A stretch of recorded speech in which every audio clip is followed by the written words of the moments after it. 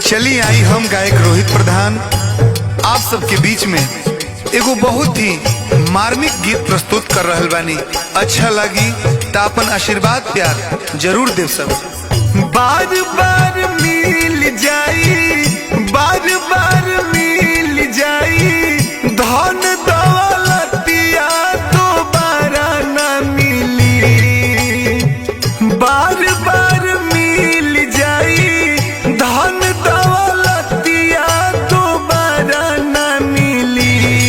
माई बाबू के सूरती या दोबारा न मिली। माई बाबू के सूरतिया दोबारा न मिली।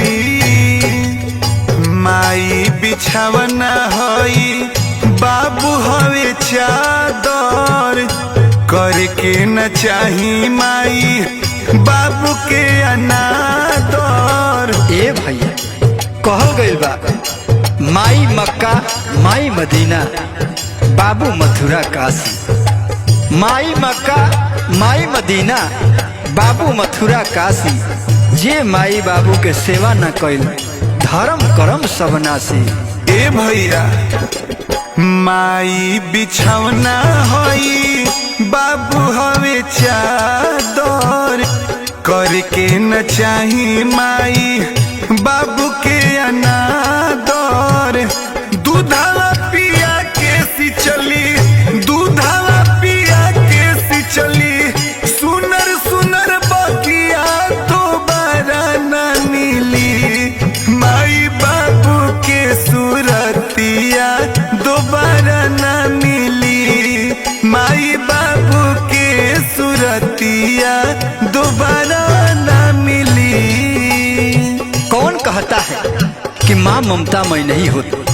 अरे कौन कहता है कि माँ ममतामय नहीं होती? अपने पुत्र के खातिर करुणामय नहीं होती? अरे उनके आंचल में जरा सा लिपट करके तो देखो, दुख की परछाई तक नहीं होती।